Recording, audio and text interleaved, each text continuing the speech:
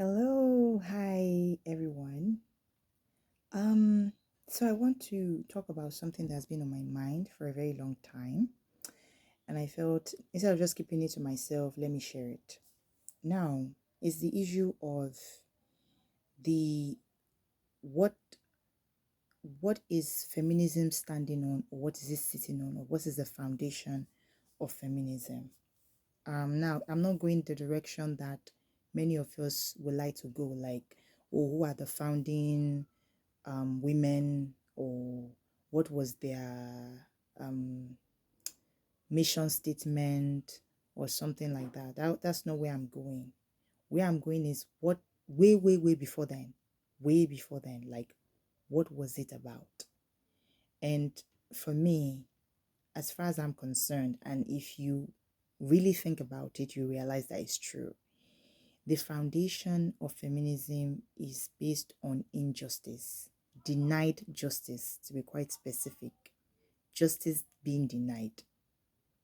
A lot of things have been done against women for thousands of years, and it became generational at some point. It's if it's not happening in your family, it's happening in your neighborhood, or it's happening to somebody around you. But there is no way it's happening in your family somewhere.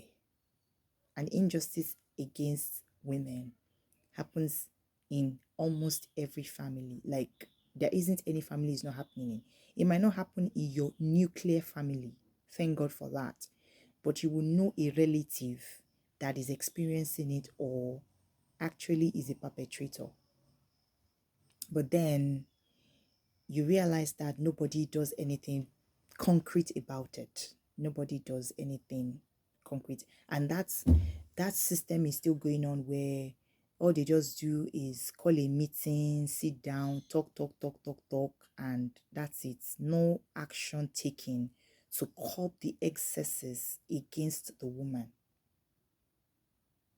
And no, please, I've already done a video on violence against men, right? So before you come and say it happens to men too, let's not do the whataboutism thing. I would like to focus one topic at a time, please. We're talking about feminism and where its roots, the roots of feminism.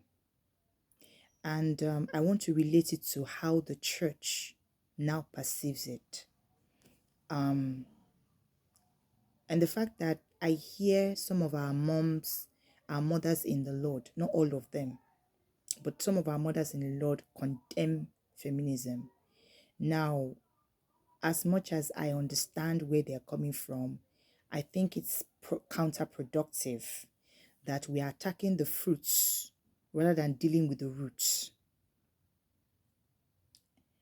And I don't want to think that I am the only one seeing that there is a root cause to this thing. And as long as the root is still there, blaming the fruits thereof is just, we're just going to keep talking and talking.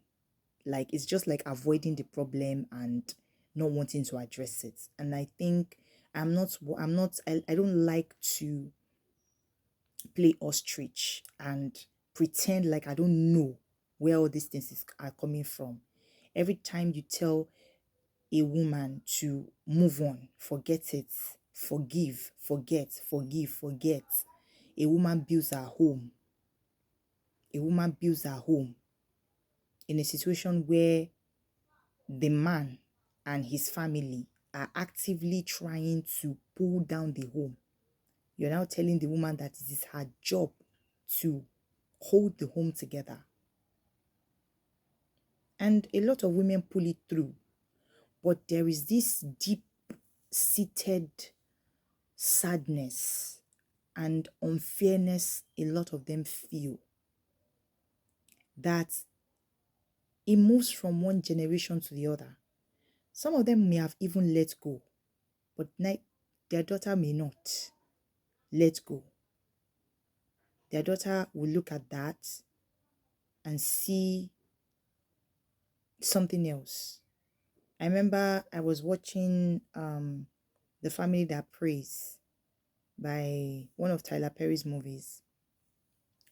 Praise as in with an E, right?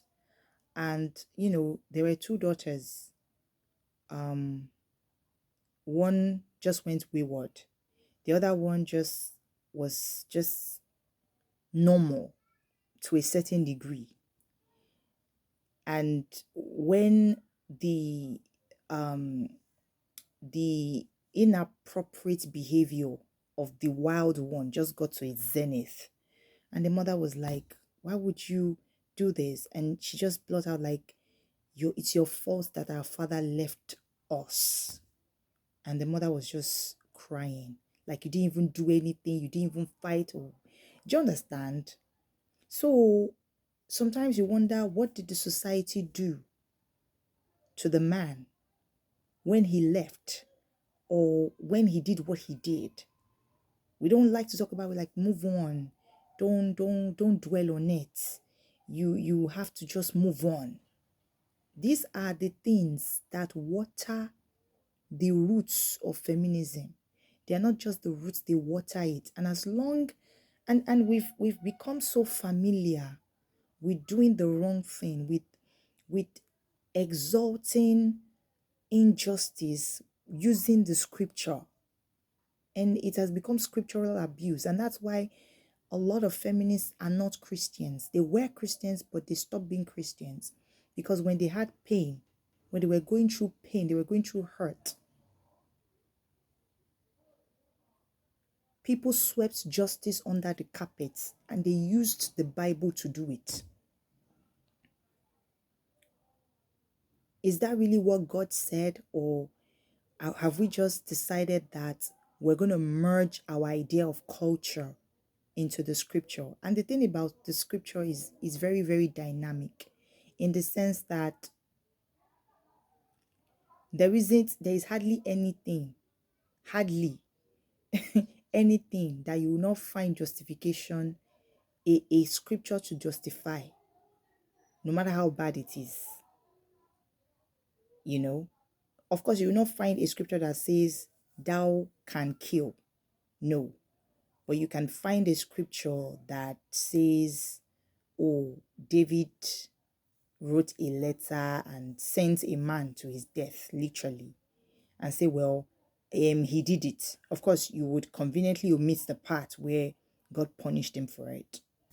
Just like people will excuse polygamy and say David was polygamous. But y'all ain't looking at what happened in their lives, how their lives turned out. We see the things are there as examples, as, look, this is the end result. This is what is going on. This is what happens when you do this. Do you want that to continue? Do you want that to be your lot? But instead, we just, oh, this person did this and they walk with God. But what happened to them? I mean, a lot of the Bible stories show that bad things happen to good people. The reason why it happened, though, is stated there. We can see it if we study it, but no. We just look at the part we like. And you can't say it's not there. Somebody actually did that, didn't they? But so as a church, especially as women, we need to change the way we handle relationships between men and women. We should stop expecting that women should be the bigger person in every situation, to be the virtuous woman. Yes, be a virtuous woman, but let's not skip the part that this advice was not given to just any man. It was an advice given to a king. It's not a to-be king, is a king. But even that, the mother started with what? Don't give yourself to strong drink. What? Don't give yourself to strange women. So she dealt with whatever issues that King Lemuel may have in the same Proverbs 31. We just skip that part. I don't know why but we're not always doing that anymore. But I remember then, who is a virtuous one? That's where we start from. Like, this chapter started from somewhere and we just lift it. Like, it's always nice to read things in context because it would be interpreted out of context. Granted, you have a message to pull from it, but let's look at it from context. It's because the virtues, the Proverbs 31 has been preached a lot out of its full context. That is why you have women who are marrying baby husbands. They just feel like any man will do. As long as they are virtuous, everything will be fine. No, it will not.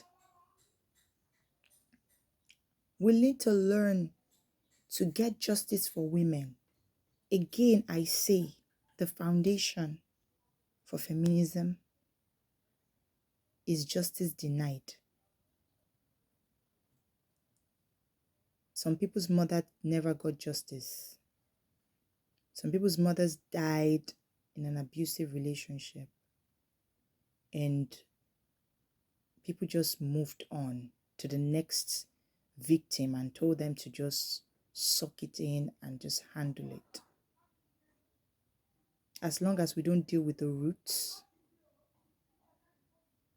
we'll keep having issues with feminism. Understand?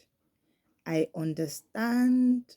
I'm trying to understand where feminism comes from because it has become a problem. And for a problem to be solved, we need to understand it from its roots. If we're really serious about dealing with feminism, we have to understand it from its roots. Where did it come from? Where did it stem from? Let's go back in time. And not just say, oh, some women just come up acting feminists. True, some women do just do that. But where and how did it start? Who created the platform for it to flourish, to blossom? Shouldn't we be bothered that things that are not okay are flourishing in our society? Like, how did we get there? All right, that's what I have to say about it for now. Guard your heart with all diligence, for out of it flows the issues of life. Shalom.